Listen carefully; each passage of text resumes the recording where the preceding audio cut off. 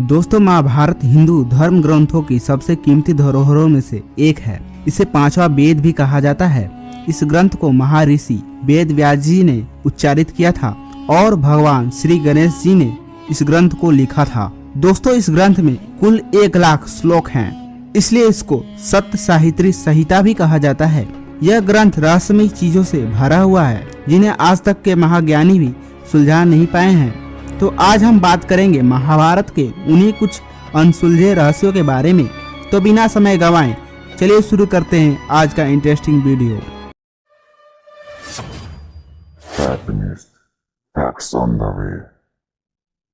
18 का रहस्य। दोस्तों, महाभारत में 18 संख्या का बहुत बड़ा और रहस्यमयी महत्व है। जैसे कि इस महान ग्रंथ में कुल 18 पर्व हैं, यानी कि इस ग्रंथ में कुल 18 चैप्टर्स हैं। यह युद्ध 3139 के मार्गशीर्ष महीने की शुक्ल पक्ष की एकादशी को शुरू हुआ था। अगर आज के रूप में इसे बताया जाए तो यह युद्ध 22 नवंबर 3139 ईसा पूर्व में हुआ था। यह युद्ध कुल 18 दिनों तक चला था। इसमें कुल 18 अक्षौहिणी सेना थी, जिनमें से 11 अक्षौहिणी सेना कौरवों की तरफ थी और 7 अक्षौहिणी सेना पांडवों की तरफ थी।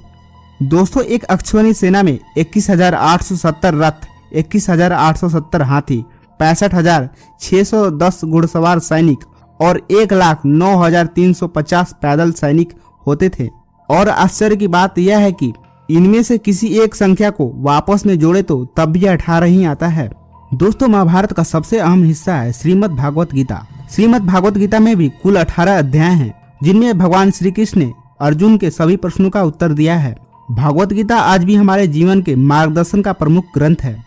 दोस्तों, एक रोचक बात यह है कि महाभारत के युद्ध के बाद कुल 18 योद्धा ही बचे थे, जिनमें से 8 योद्धा पांडवों की तरफ से थे, 5 द्रौपदी के बच्चे थे और 5 योद्धा कौरवों की तरफ से थे। लेकिन दोस्तों, हम सभी जानते हैं कि द्रौपदी के 5 बच्चों की हत्या अश्वत्थामा ने कर दिया था। तो ये 18 योद्धा के जीवित रहने वाली बात सिर्फ युद्ध तक ही सीमित है। तो 18 संख्या में ऐसा क्या खास है? इसे इतना महत्व क्यों दिया गया है? यह महाभारत का एक बहुत बड़ा रहस्य है। विमान और परमाणु अस्त्र। दोस्तों, अगला सवाल यह उठता है कि महाभारत काल में विमान और परमाणु अस्त्र थे। जी हाँ दोस्तों, हजारों साल पहले लिखी गई महाभारत में भयानक और विनाशकारी शस्त्रों का वर्णन किया गया है, जो आजकल के शक्तिशाली मिसाइल्स और एटॉमिक वेपन से मिलता जुलता है। वे इतना खतरनाक थे कि जिनके एक बार के प्रयोग से ही पूरा का पूरा शहर राख में तब्दील हो जाता था। महाभारत के अस्त्र शस्त्र इतने आधुनिक थे कि जिन्हें आज का मनुष्य अगले कई सालों तक बना नहीं सकेगा। महाभारत में 46 तरह के उन आधुनिक शस्त्रों में शामिल है नारायण अस्त्र, जो अपने लक्ष्य को खुद ही ढूंढकर मार डालता था। पशुपाती शस्त्र, जो चलने पर मल्टीप्लाई या फिर 2 गुना हो जाता था, ताकि बस उसके एक प्रयोग से ही कई निशानों पर प्रहार किया जा सके। इन सभी शस्त्रों में सबसे खतरनाक शस्त्र था, उसका नाम था ब्रह्मास्त्र। लगभग सभी पुराणों और ग्रंथों में चेतावनी दी गई है कि इस शस्त्र को प्रयोग में न लाया जाए। ब्रह्मास्त्र को परम शस्त्र भी कहा जाता है।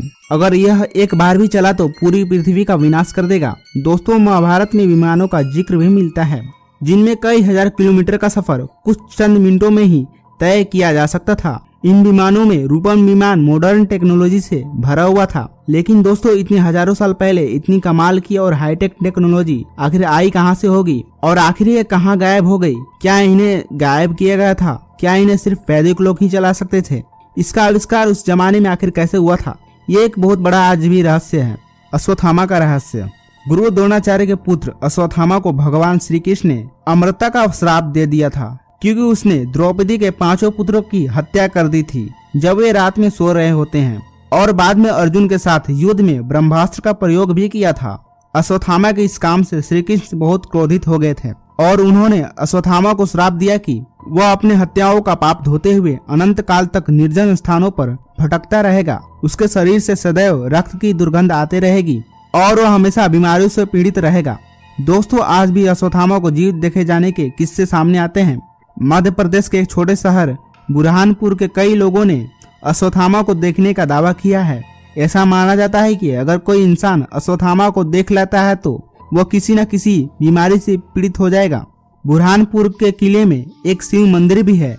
ऐसा माना जाता है कि अश्वत्थामा आज भी सुबह सुबह सबसे पहले यहाँ पर पूजा करने आता है। तो ये थे महाभारत के कुछ अनसुलझे रहस्य।